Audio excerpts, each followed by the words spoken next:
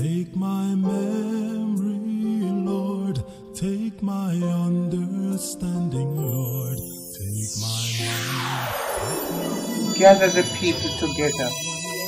Prepare them for a sacred meeting. Bring the old people. Gather the children and the babies too. Even newly married couples must leave their room and come. The priest serving the Lord between the altar and the entrance of the temple must weep and pray. Have pity on your people, Lord. Do not let other nations despise us and mock us, and saying, where is their God?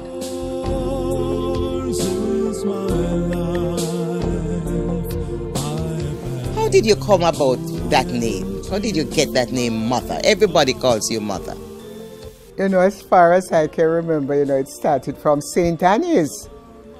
I don't know if you knew that I went to St. Anne's as a young teacher, and I fell in love with the school and the children, and somehow they just clung to me for almost everything.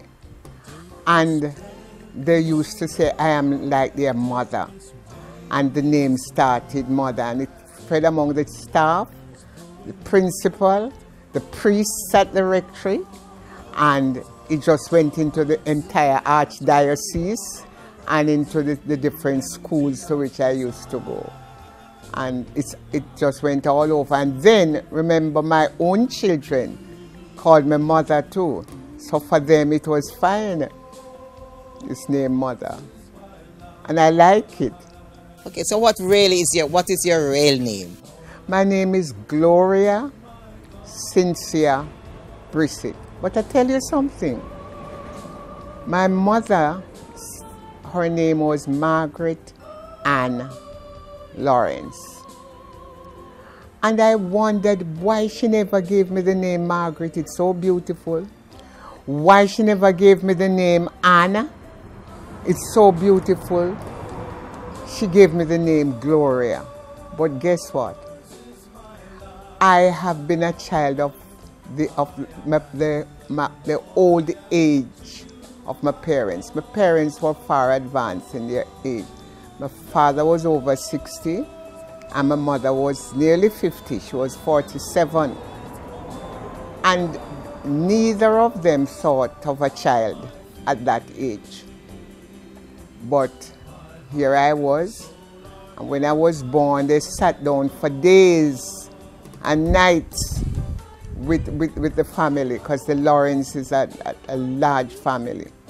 And they sat down trying to find a name for this newborn baby. And then my father said, glory to God in the highest, he has this little baby girl. It's a child of his old age. But adding to that, my mother was the babysitter for a Methodist minister. She spent the years from she was 17 till she was 31 babysitting the children of this minister, Minister Cresser, who is buried over by Providence, Methodist minister. And he had a daughter that died a few years ago, maybe about 5-6 years ago, by the name of Gloria. And so my mother used to talk about these children and this family, this Christian family that she grew up with. And the daughter was a great musician, organist. And so she was so glad that he came up with this name. And so I got the name Gloria. The Cynthia, I don't know how that came, but I never liked it. But I appreciated the Gloria because of what they did and thought of before they named me. Or you know something? It's a name of a certain era. And you don't find that name again. I don't know any little girl now named Gloria. Don't know any. Quite a few people were named after me. And There is a teacher now, a retired teacher, was Gloria Cynthia, like me. But anybody with the name Gloria, you usually look for an older person, somebody in their 60s, 70s, or even 80s. Yes. So tell me something about your parents and your life as a child. My parents were beautiful parents. I cannot think of wanting to have a better father or a better mother. They were poor people. As I said, my mother worked with as a nursemaid with the Cressers, and my father did his little farming. But he was married before and had 3 children with the first wife, 2 boys and a girl. And my mother was married to him, and she said one of the reasons she loved or she decided to be his spouse was because she was so sorry for the children. The first one was 7, the second one was 5, and the last one was 2. And she said just to hear them cry, it touched her. And when my father came to her and asked her to be his friend and later on his wife, she said yes, because she loved him, but she also had a special love for these children, and she grew them up as hers. They did farm. They call it farming now. We used to call it cultivation in those days. And my mother would work in the field with my father. Both of them would go out, and she would do like weeding the grass with a hoe, and he would make the yam hills, we used to call them. But little by little they worked well together, and they sold their little produce, and they bought lands. They had quite a few acres of land that they bought. And they were just decent Christian people. My parents did nothing without praying about it. Healing, like praying for healing, was not something new when I knew the people in the Life in the Spirit seminar. No, because I grew up in that. If I even had a toothache, my mother would lay her hand on the jaw and pray. And sometimes while she was praying, I fell asleep. When I woke up, the toothache was gone. They believed in prayer. I remember my father and my books.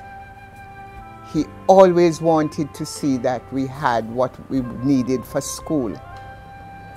Of course, how many books were there? There was a Bible, one we used to call a tropical reader, and the reading book for the class, for the year. And my father would see to it, and sometimes almost at the time for school to be reopened, I'd say to him, Dad, it's time for school to be reopened and I haven't got my books. And he would say, come my child, the Lord will provide. And we would kneel down right there in the coffee walk or in the yam piece, as we used to call it, wherever we were, and we prayed. And certainly on Saturday evening, he used to ride a horse, and you would see him coming up looking very happy. And he would come, where my little girl? And I'd run out to him, see me here, Dad, see me here, Dad. And he'd say, here are your books. I'd get the 3 books. Well, I didn't have to get the Bible every time, because we had one translation, the King James Version, and it was, I think, a shilling for a Bible. And so we had that Bible all through school and so on. But I just adored my parents, and I knew from I was little that they were good. I knew they were good people, and everybody loved them. And they called him Dad. Just like how they call my mother. Everybody around called him Dad. He was Joseph. And a real Joseph he was. A real Saint Joseph he was. And my mother, most people call her Aunt Mag.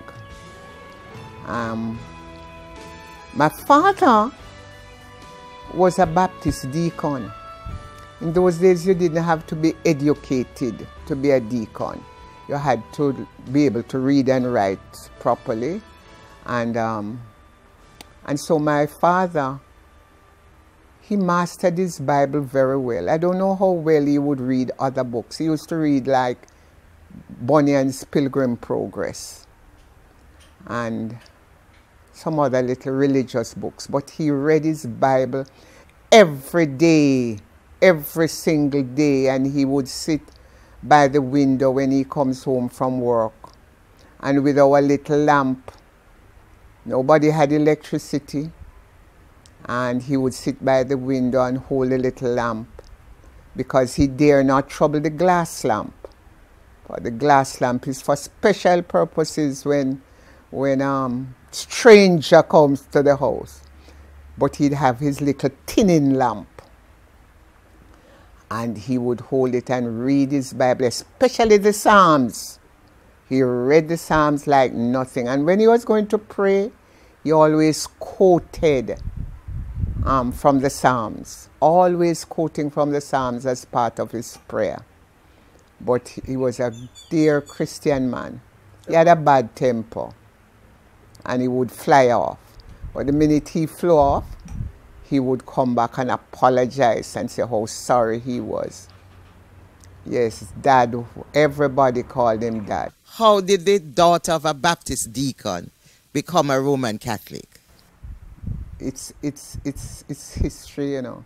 I have to go way back. I come from a district called Armadale. You know about it now because of the girls and the fire and so on. But it was a property. And we had a man, there were these acres of land, and there's this man what we used to call the busher. And he used to ride a big horse and go over it and so on. But we had to walk about 4 miles to go to church. And when I was little, like up to 4, my father took me on his lap in front of his saddle and rode with me to church. So I grew up a Baptist, and my mother kept a Sunday school at home. So we used to have Sunday school when we come back from church on Sunday afternoon. But we went to church every Sunday, especially Dad and me and my brother Aubrey. The whole family. We went to church every Sunday. There were some times when my mother couldn't come because she had to look after the house and so on. But the rest of us were always there, and we saw to it that dinner was cooked from the night before, clothes were pressed. We never dare press anything on a Sunday morning, or clean shoes or anything like that. Everything had to be done Sunday morning. And then we would have morning prayer, and then we leave for church. But coming back to me and becoming a Catholic, about 3 miles from where I was born and grew up was a Catholic church called Alva, St. Boniface. And all we knew about was that it was a white man that was in charge of this church, and we called him Father Priest. So we didn't know that father and priest was the same person. We said Father Priest. And people would like us, because it's a predominantly Protestant place. And people like us now would go to, like if you're going to Alva or St. Boniface, you'd go only on a Good Friday because of the ceremonial pageant that there was, and we liked that. The black and white and the purple and the songs and the 7 words and so on. So Father Priest Church was always crowded on Good Friday and on Holy Thursday too. But we didn't know anything about it. And in fact, many people did not even look on them as Christians, on these Catholics. But I was ready for college. That we used to have an exam called Jamaica Local. And the 3rd year, I had passed it 5 times. And still couldn't do anything because I wasn't old enough. So at 17, I applied to Shortwood. And they turned me down that I was too young, and they were trying to help the older people who had applied. So I was coming and I met a dear friend. We became friends. She's now deceased, Alda Williams. And we came on the same bus. And I saw her with books and pencils in her hand. And she was around my age. So I went up to her and I said, where do you go to school? And she said, I'm out of school, you know, but I went to do an entrance examination to get into college. And I said, where? And she said, St. Joseph's, just right up the road, because we were in Crossroads at the time. And she said, St. Joseph's. I said, I've never heard about that college. She said, yes, there's a Catholic college there. And she just went to take the entrance because she had applied for Shortwood and she didn't get in. And she said, I can go back with you, you know, and you get the form and fill it up. And sister will tell you when to come for the entrance. I didn't even know who she was talking when she said sister. But anyway, we went up. I got the thing. I met sister. And all I could do was gaze on her because she was the most beautiful woman I ever saw. But I couldn't hear a word she was saying. But I knew that she said, tomorrow morning I could come for the entrance. So I went for the entrance examination. I did very well in it. She congratulated me. And she gave me a list of all the things I'd need for college. Well, cut a long story short, I went to college and I just did not like the Catholic way of worship. And at that time they were very strict. You couldn't even take, we used to do music, and we couldn't even take a Methodist or Baptist hymn book with the music notes that we could sing out of it.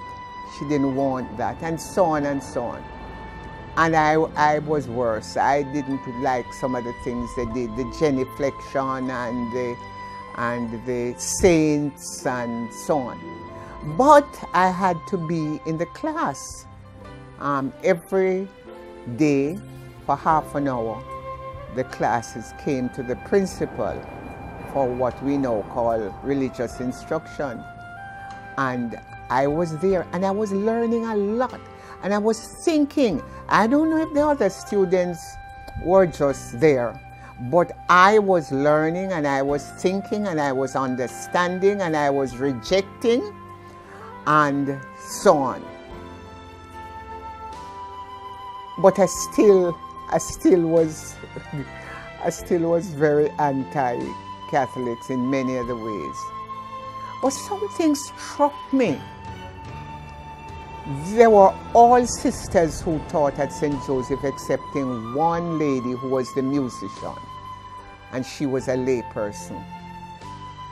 And all these nuns were looking after us little black people. In those days, we didn't count for much, but they were there laying out their lives for us. I have heard them in private conversations. Sometimes I'm sitting nearby and they are talking, And they are always talking about us, the students, and what they want to do for us, and things like that. And I was struck. I said, how comes these people are so good to us Jamaicans? And I had lived with Jamaicans all along, and I didn't get that kind of training from them, and that kind of love, and that kind of wanting us to succeed, wanting us to do well, telling us about the girls at St. Joseph's Teachers College, what we ought to be, and so on. It's only my mother used to talk to me like that. I never heard anybody else talk to me like that. And I was imbibing a lot of what they were doing, although they would not know, because on the outside, I was very opposed to them. Well, time was over and I went to teach at a school named Above Rocks, Allman Hill, Above Rocks. And the Catholic Church was about a mile or a mile and a half from where. And I was the organist for the church. It was a Methodist church, and I was teaching at the school. But I would always go to the things that were happening at Above Rocks. And a voice came to me as plain as I'm talking that you must go to Sister at Above Rocks and let her know that you want to be a Roman Catholic. And that was like 2 years after. So I was then about 22. And I went to Sister Gertrude Marie, a dear sister, and she knew me from St. Joseph's, and she wouldn't hear anything of it. She said, Gloria, don't mock us any more than you mocked us already. But I was serious, I was dead serious, and I went to Father. And Father said, go to Sister. I said, Father, I've gone to Sister, and Sister feels it's a joke. And one day I just went down to Sister Bartholomew, principal of the college at St. Joseph's, and I told her, and she said, Gloria, I take you now.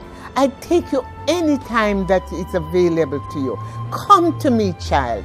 I'll take you. And she just hugged me up, and I could see the tears in her eyes, because Sister knew how I felt about the Catholics when I was there. And I started going. I took instructions, and I started going down to the church at Above Rocks.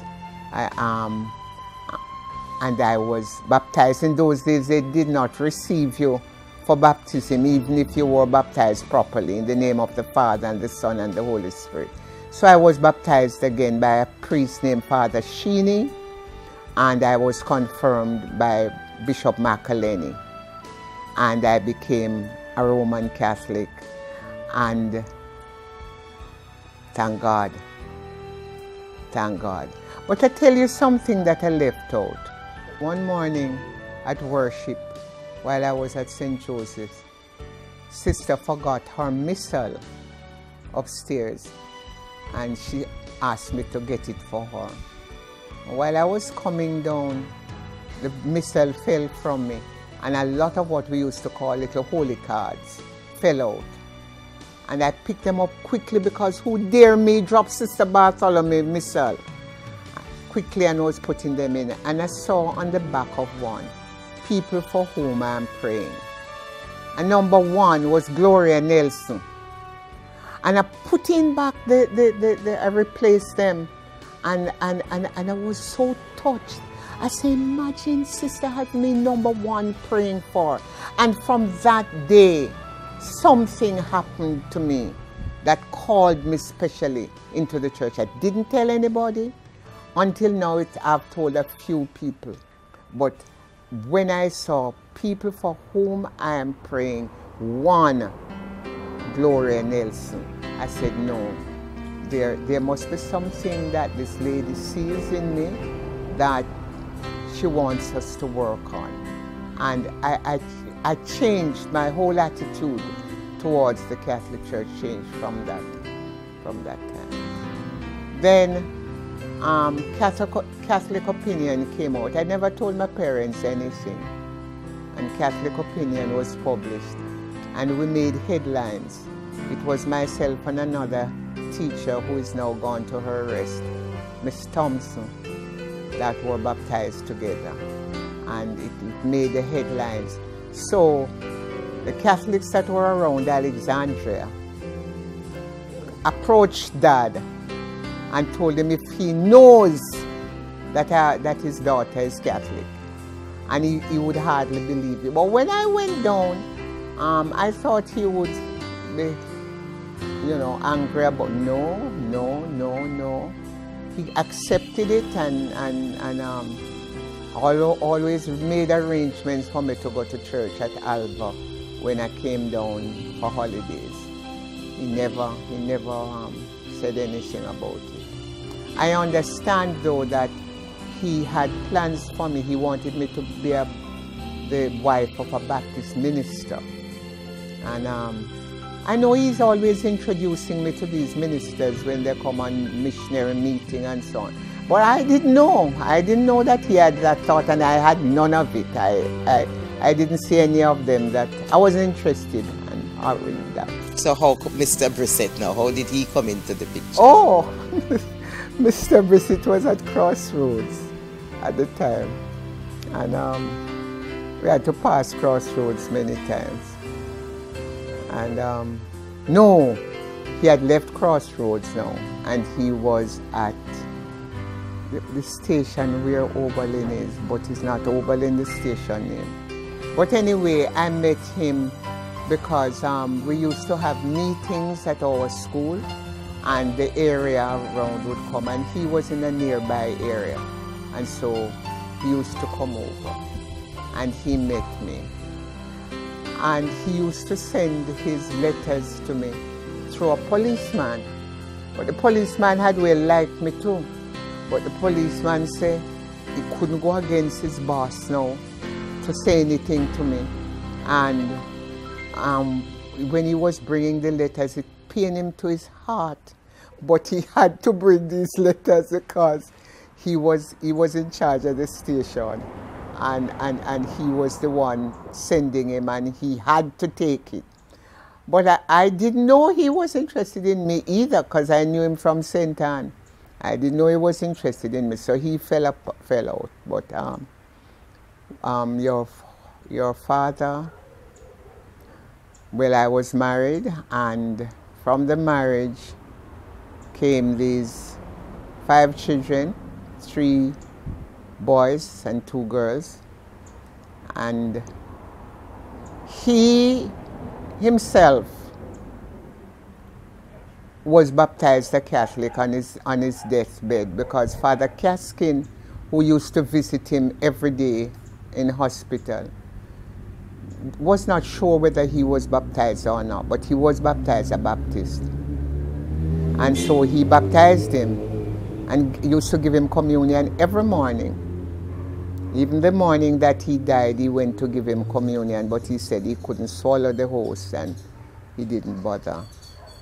But he never did anything to prevent me.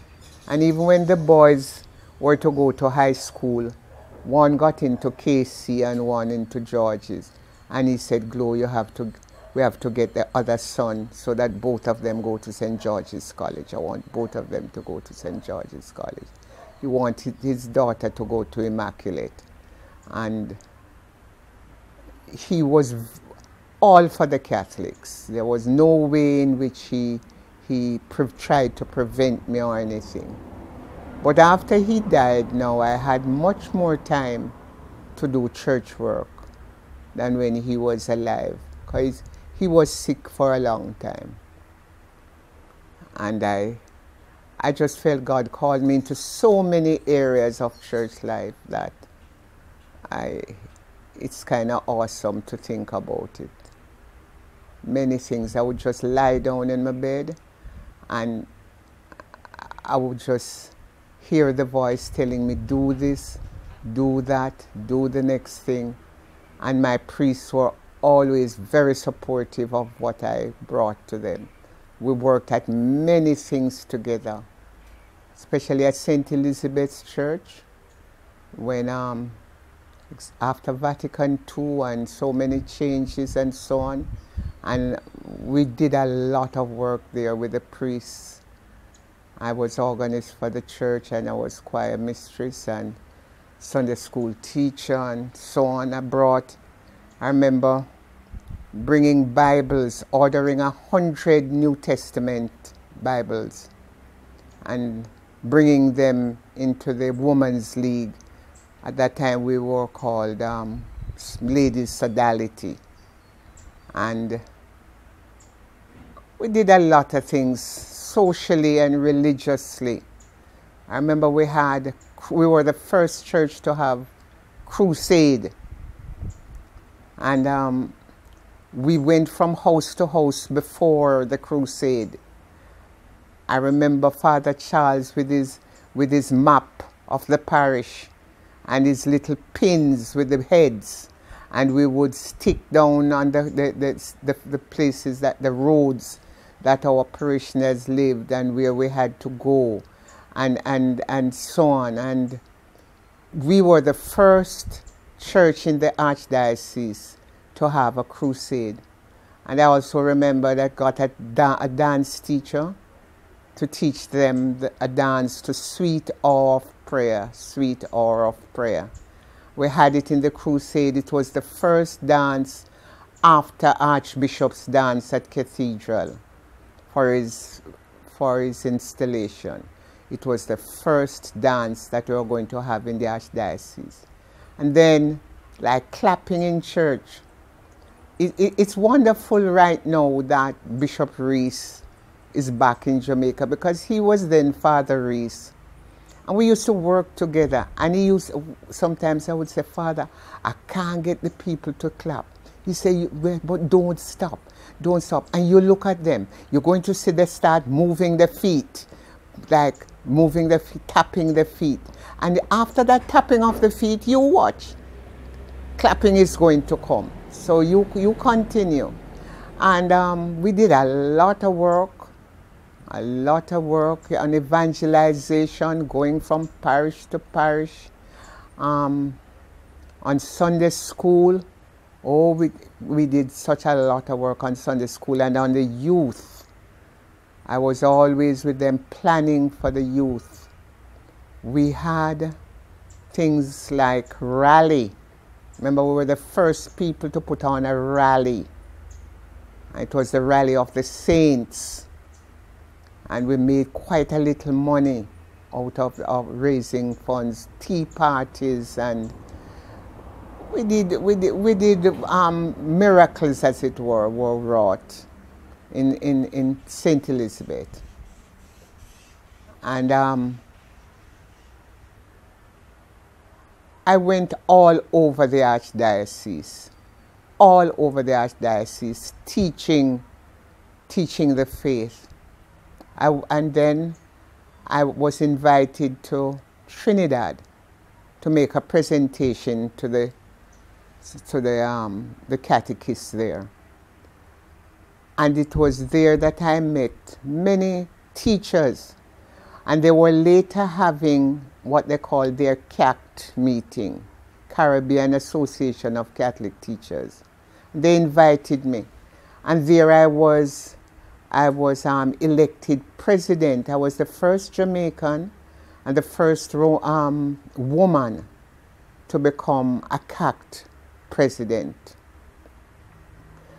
And I was president for 15 years, because we met every 2 years. That was a lot, because I went to every English-speaking country in the Caribbean, making presentations, every single one. And I was always well received. And even now, I think many of the people are there, they're always trying to send me love and so on. As a Cursista, we went to a little country like Montserrat. We went to Trinidad several times. And I was always very open for change and for my own spirituality to grow. And so I aligned myself with people like people who would come from abroad, and they would be part of the Curcio, part of the Life in the Spirit seminars, and whatever the church had to offer. I was always ready to grasp it, whatever the church had to offer, to make me a better Christian and to help me to help my people more, anywhere it was. And I was always there. And Archbishop Carter was very good to me and helped me to grow. And during those years, I really grew as a Christian and was able to help other people. And now that I'm retired, and I look back at those people, so many of them are in big positions in the church, have many ministries, and they are always coming to me. You taught me, Mother. You helped me, Mother. You helped me to grow. And I give God all the glory for those things, because they didn't happen because of me. They happened because of Him and my relationship to Him, with Him, and the Holy Spirit that lives in me. And so I'm a very satisfied Christian, that I really did my best. I really gave all that, well, maybe not all, I could still give more, but I have done my best. As St. Paul said, I fought a good fight. And I thank God for it. But I have enjoyed my years as a Catholic and as a Christian, and I still am on the team at Our Lady of the Angels that teaches adults, because the RCIA program, we call it. I'd like to take you back though to my early days as a teacher, particularly in the parish of St. Anne's. I went there in 1951 and I left in 1981. So I spent 30 years, I think the best years of my life, at St. Anne's.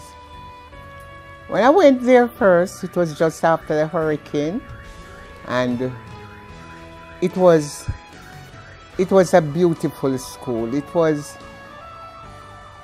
like a high school that we used to think about in those days. Everything was orderly. Everything was clean and neat, and people were poor. The children who came, they were poor, but they were well behaved and very respectful to teachers, and parents and teachers were friends, and it was a very happy place to work. Sister Magella, who was in charge, was a very strict lady, and we teachers knew it, and the children also knew it, and the parents. But it was like a big family. And things went on very nicely. But somewhere in the 60s, by this time, a school was built. Father Eberly built a school, which we used to call the Center. And he said it was for the recreation of the children, because there were so many children not having anywhere to play. And so many lovely games used to be played at the Center. But he also built some classrooms next door to the Center that he called St. Anne's Senior School. At that time, I can only remember one senior school. It was Kingston Senior School. And it was called St. Anne's Senior School, and the children from grades 4 and 5 and 6 used to be sent over that section of the school. But little by little, the school, that section of the school grew, and the ministry was in charge, and it was called St. Anne's Secondary.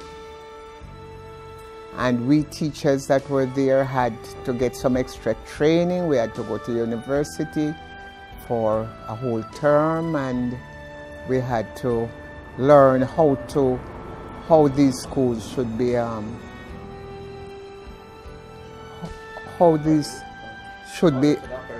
should be operated. And then we started to teach subjects and so on. And the school grew and grew and grew, and we were so proud of the school. I remember we used to have take the children from schools like Chatolda Park, St. Jude, St. Patrick's, and St. Aloysius, and so on. And so, although these children did not pass, as we called in those days, common entrance to go into high school, they were good students. They were good students that just needed some help to be in the mainstream. But then came violence. Violence attacked our schools, and I remember on one particular day, a little boy came to me and said, Miss, I'm asking you to excuse me from school, like, let's say, 2 o'clock, which would be for a while before the school would be dismissed. And when it happened 2 days, the third day I said to him, I said, man, you're calling, you know, where you going? And he said, well, last night, or whatever the night was, they killed off my grandmother and my grandfather and my mother and my father. It's only me and the baby live.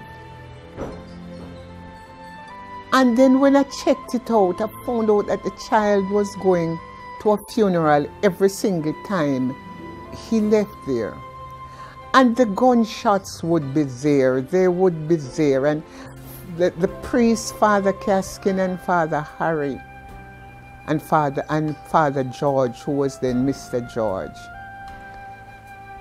they would work their hearts out. You would see them running down Pink Lane, running down Oxford Street to try to keep one set of gunmen away from the other, because all that was coming out bullets, and we were, as a school, we were in the midst of all of this.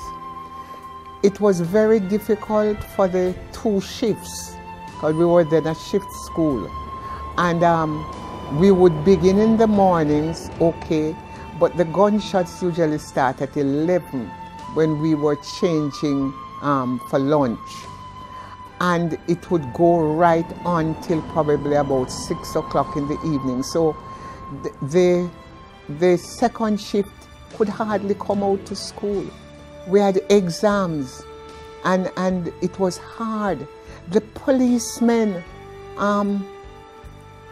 they were so confused. There were so many times they had to be down by the school because they are trying to protect the children. And it was hard. It was hard. I remember a teacher coming over to me one day from over the center and said, Mother, I turned and looked around, turned to my right and looked around, and I looked straight in the barrel of a gun. Mother, I can't come back tomorrow. I can't come back. And it was really hard. There were times when we had to get down on our bellies. I remember Mr. Foster and Mr. Reed, and they were men that were on the morning shift, and they had to come, mother, get down, flatten down, mother, because the guns were just barking, and both sides coming from over by the hospital way. It was awful. And one particular Sunday, we were having graduation. And I remember I went down to the school to try to get the church all and to see that everything was all right for the Sunday afternoon graduation. And nobody could come up to open the school. Nobody could come up that I could get the keys. And I just said to a male teacher, I said, Mr. Foster, I know where the caretaker lives down Oxford Street, and I'm going down there, and these children graduate and must come off, because most of the people who were firing the guns were past students of the school. And Mr. Foster said, "You're going, mother?" I said, "I'm going." And he said, "Well, two of us will die together." And I walked down Oxford Street and I saw them. And I said, "Listen, when you were leaving St. Anne's, did anybody prevent you? Didn't you have your lovely graduation? Why are you doing this to us?" And they apologized and said, all right, they wouldn't fire any guns until 9 o'clock. So it's until 9 o'clock, it will finish, mother, it will finish by 9 o'clock. I say, yes, we should be finished by 9 o'clock. And I was so glad I didn't even bother to discuss with them why 9 o'clock and why it can't be late or anything. I just grabbed the keys from the lady and turned back up, and we opened, dressed up the church. And I remember too, it was Father Reese that was the speaker. And they had to, as soon as 9 o'clock came and we were marching out the church, the gunshots started. And all I could say to the children was, run, drop your gowns, because we used to graduate in the gowns that Excelsior used. We had the same colors, and so I used to hire them. And I said, just drop your gowns on the corridor and go. Tomorrow we'll clear up. And that was what they did. But I'll never forget that graduation. It brought tears to my eyes when I saw what we went through. And what I'm telling you about was a sort of daily occurrence, a daily occurrence, a daily occurrence. And the place would be under curfew, and the teachers are searched, and it was just awful. But we survived. We survived. And it was towards the end of that era that I was invited to take a new post at St. Peter and Paul Preparatory School. I didn't apply for the job or anything. I didn't even know about it. But I was asked by the priest there then, Father Connolly, and the headmistress. And so there was a whole turnaround in my life, and my whole life sort of changed, because St. Peter and Paul was a small prep school. I don't know if we had more than 250 students. And it was so different. But yet I could see that there was a hunger for something that they didn't have, although they had such a lot of things. But there were some things they didn't have. They didn't have that togetherness that we had at St. Anne's. They didn't have the poverty. They didn't have, I would say, the caring among parents that we had. But we did well.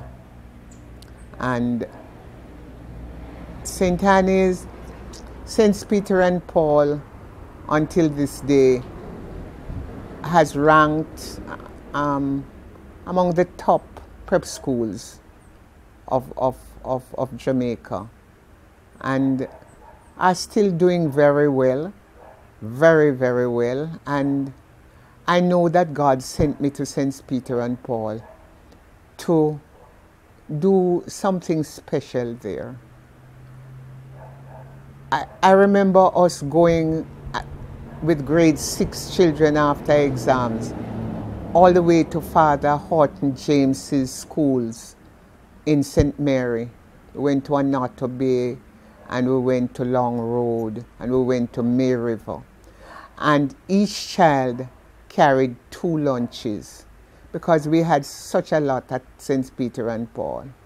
So each child carried 2 lunches, and each child carried 2 exercise books, 4 exercise books, 2 in one, and 2 pencils, 2 in another little parcel, and 2 pencils. And that was where they started to meet the poorer children and to know that they have like 20 exercise books, and here is a child that didn't have one. To know that they have so much to eat and so much to drink, and there were children who didn't have. And we started to send parcels to Father James's, Horton James's children. And we did so many things. I remember we adopted the home for the elderly, Ozanam. And so sister used to say, Mother, I can put on my pot on the fire, and I know that the children are coming. They are bringing for us the things we need. And I think I don't know, but it was there until very recently, so I think it still continues, where the home is adopted by our little school, and the children were so willing, and their parents were with us to take goods for those children who didn't have. I could go on and on to the many things that we did, but I know God blessed us, blessed me especially at that school, and really called me there. There were many things that they had, but there were many things they didn't have. And I think I was able to help them to receive the things that they should have had, the love and the kindness and the benevolence and all the things that they got later on. I remember as a child you always tell us about the train wreck, the Kendall wreck. Saying this, there were some bad times at St. Anne's. There were many bad days. I remember, I look at the children now that Friday afternoon when I was working late at school, and I was in my classroom, and I remember a child coming to me, Norma Woods, who lived on North Street, just a little way from St. Anne's School. And she came and she said, Mommy, don't bring anything to eat on Sunday when you come to the outing. Don't bring anything, because, and she had a big rooster in her hand. And she said that we're going to kill this and we're going to cook. And I will take your lunch for you. So don't bring anything. And we were all hoping to have a very happy time, because we were going on a train ride to Montego Bay. Many children didn't know the train ride, but we were using the bigger children, although a few of the little ones came as well. But the morning, early Sunday morning, when I got up to get ready, my husband was not pleased. I had my daughter, Margaret, she was a baby, and I had 2 other boys. And he said to me, so the children going to need you today? And I said, no, I have promised the school that I'll come on the outing. He said, but it's not the school going, it's the church. And you don't go to that church, so why are you going? And he said, I don't like it, I just feel that you shouldn't go. And I've never heard him speak about anything about the church like that. And I said, all right, if you feel I mustn't go, I won't go. And I never heard anything on the radio about the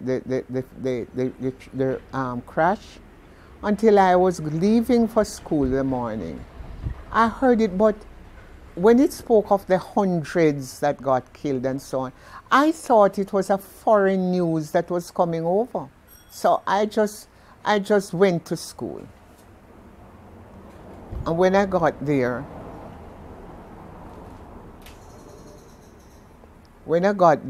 I realized that school was not opened.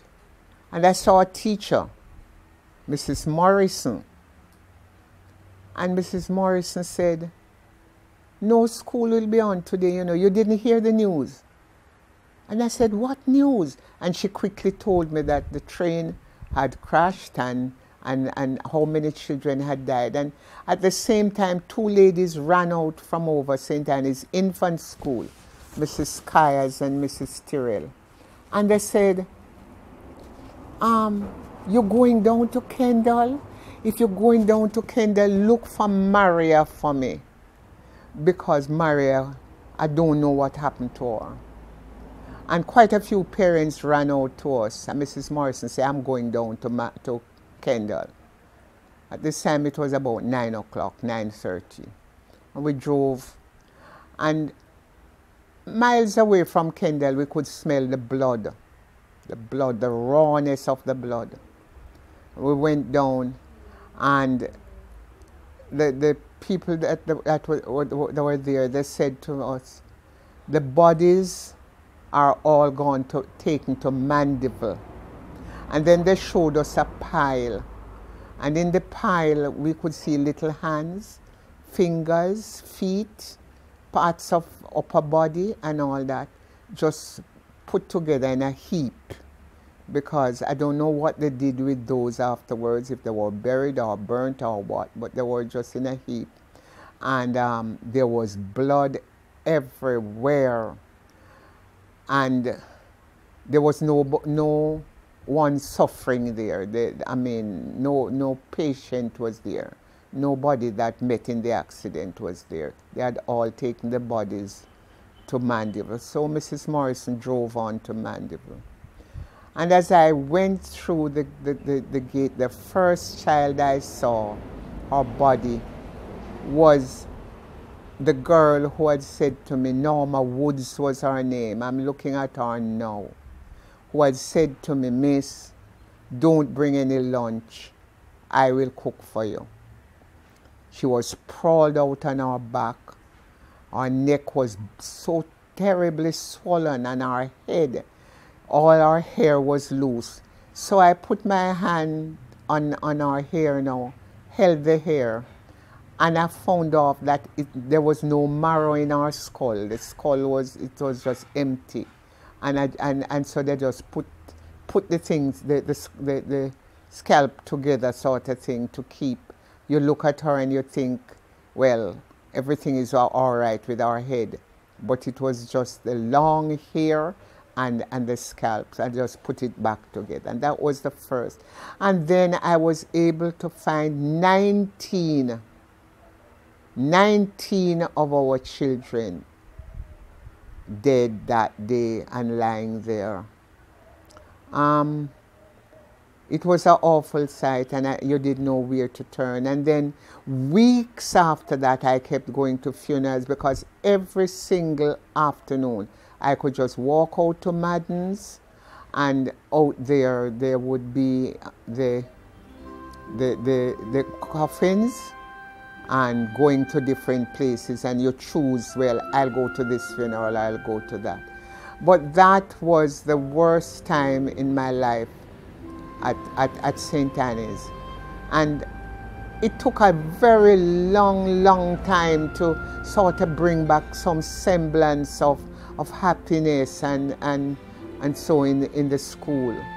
But Father Eberly and Father Mallet stuck to their guns.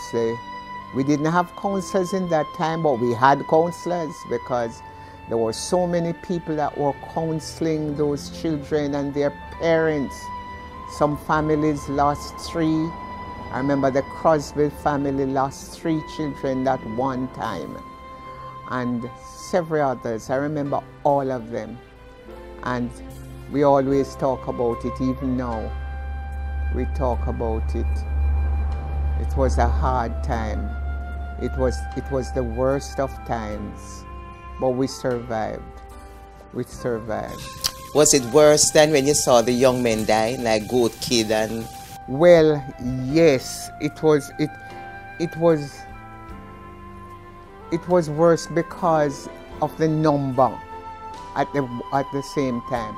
But when I saw like a little young man that we used to call Goat Kid, who was born and grown up right next door to the church, he went to the gallows, and so many of our people, we just didn't see them again. They were being killed in the violence and so on. When I remember Bigger Ford's brother, he had a twin brother that was killed in the violence, and I understand when the guy who killed him, he ran off, he said, "You mean is you do me this, man?" And he just died.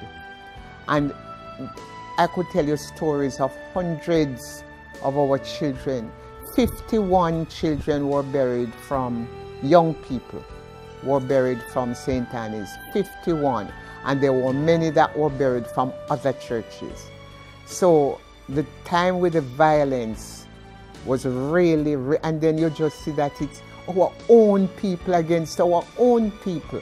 At least the train wreck was an accident.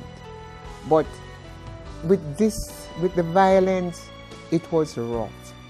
And I think the Lord kind of took me out of it. Like I'd had enough. You had had enough of it now. And He kind of took me out of it. But I can tell anyone that never will I forget the love and the respect that I received from the people of St. Annie's. Some of my dearest friends until this day, most of them are gone home, but most of my friends are from St. Annie's. And we have a bond, the St. Annie's people. We never forget each other. The students never forget us, and we never forget them. And a real bond. And the priests and the nuns that worked with us were wonderful, wonderful people that most of them are gone on to glory. But those were wonderful days. You could look for Father. You could look for Father Harry. You could look for Father Caskin. They'll always be with you in times of trouble. And maybe because of the scarcity, because I know that still happens, but because it was more people to be attended to, you know, the numbers, it showed up more. And I look back on those days with a lot of happiness and lots of kindness from those people. I remember once I was in hospital, I was very ill, and the doctors thought I shouldn't have visitors. But of course, Kingston Public Hospital was like our home. We had adopted a ward there and used to clean it up, and we used to look after the children and have concerts at Christmas and Easter time. And so the school was well represented over the public hospital. So the children knew where I was, and they kept coming. But each time they came, they were told they can't come in. And at one stage, the nurse got so upset, she bolted the door with one of those big pieces of wood. She bolted the door. And the children said they had been coming for all week and couldn't get in, and they had to see their teacher. And they kept begging the nurse and begging the nurse. So at this stage they decided to push, and they pushed, and the door wasn't very strong, and it burst down, and the children were able to come in, and the nurse was really upset, and everybody was upset. But they said if they even get to just touch me, just touch me with a finger. they would be satisfied. So most of them did that, touch me with a finger, and they ran out back. But you know, there was it was a wrong thing, but I always remember it, you know, the way they crowded around and had to touch me, just to touch me, and they were satisfied. And that is just one of the examples that I have of the love and care of these children for me. I also remember when my son John was killed. And I was saying, you know, I have spent all of my life in that area, and I have had to deal with many gunmen. I taught many of them, and they're always, I've always been good to them and trying to help them, because I knew there was a deficiency of something in their lives that they were looking for and did not have. And I used to try to help them, sit and talk with them. And when one of them did that to me, I felt it was like an unpardonable sin. But the children, I got more little flowers. I wasn't even there at the time. I was at St. Peter and Paul. But what bunches of little flowers, little writings, little cards that only a child, a poor child, would give. It wasn't anything sophisticated. But the amount of things that I got to remind me that those children were praying for me, that they were sorry about it, and that I should not be too over disheartened. I always remember them for that. Always remember them. And you know, the morning when I went down, I didn't know that my son was dead. But I knew the nurses and the sisters. As I told you, we are always over there. And so when I walked in the hospital, it was early morning, and there was hardly anybody there. And I looked at the nurses' faces and how they greeted me. I knew he was dead, but I still was holding up hopes. But when I went down, they said, Mother, just stay out, just stay a little out here. Just wait a little, wait a little. And I kept saying, but I want to see my son. I want to see my son. And they kept saying, just wait a little. At this time, they were trying to get rid of the blood, the clots of blood and things that were there. And when they released me, as I looked at him, looked at the little cot he was on, the first thing I saw was the blood underneath the cot, which was piled up. But looking at him on the cot, you wouldn't see it because he was clean, and where he got the shot in his neck was just a little piece of gauze on it, and there wasn't much of any blood. And but I saw all of the blood that they were trying to hide me from. And that was the time when our Blessed Mother, Mary, came to me a lot. And I said, you know something? I don't know why you are hiding my son from me because of all the blood and so on. I said, when our Blessed Mother saw her son Jesus, who had never committed any wrong, he was all over in sweat and slime and dirt and blood. And they gave him to her. So I don't see anything wrong. Why you are keeping me from my son? Let me see him. If our Blessed Mother endured it, I will be able to endure it. And from that time, there grew a special love for Mary. Many people say Catholics worship Mary and Catholics do this. But for me, I remember her during the crucifixion more than any other time. And I remember her when they took down our son from the cross. And when she held him, and that big son Jesus held in her arms, and you all must be know the Peter, where we have the body of Jesus in the arms of his mother, and yet that big man could hold in his arms. And that's how I felt about my son, and it helped me. It helped me a whole lot. And that was the last of the very bad scenes that I had at St. Anne's. I haven't been down there yet. I mean, to see anything very horrible again after that. That was the last of the tragedies that I witnessed. But I'll always remember Mother Mary at that time and what she meant to me when I saw it. But as a widow, I became a widow when I was 39. And my last child was 2, and my first child was 15. And it was kind of hard, very hard.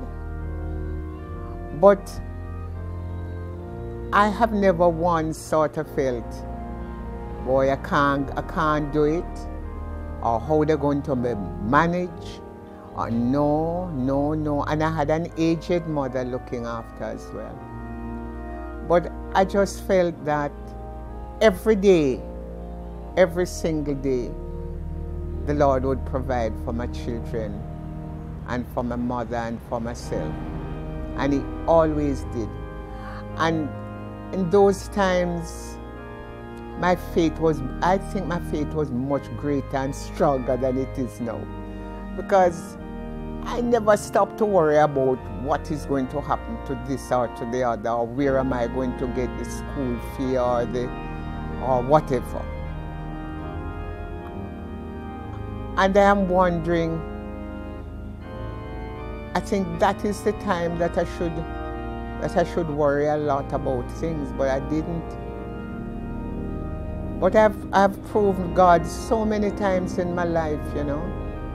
So many times in my life during those hard years. Hard years. And I just want at this stage, when I am retired and my years are few, but I just want everyone to know, if you are in the circumstances that I was in, or if you are not, or if you are having things hard, just remember that the same God that was there for me and is there for me now is there for you. And I was reading the other day that in the Bible there are 365 times when Jesus said, we have the words in the Bible, fear not. It's like there's one for each day.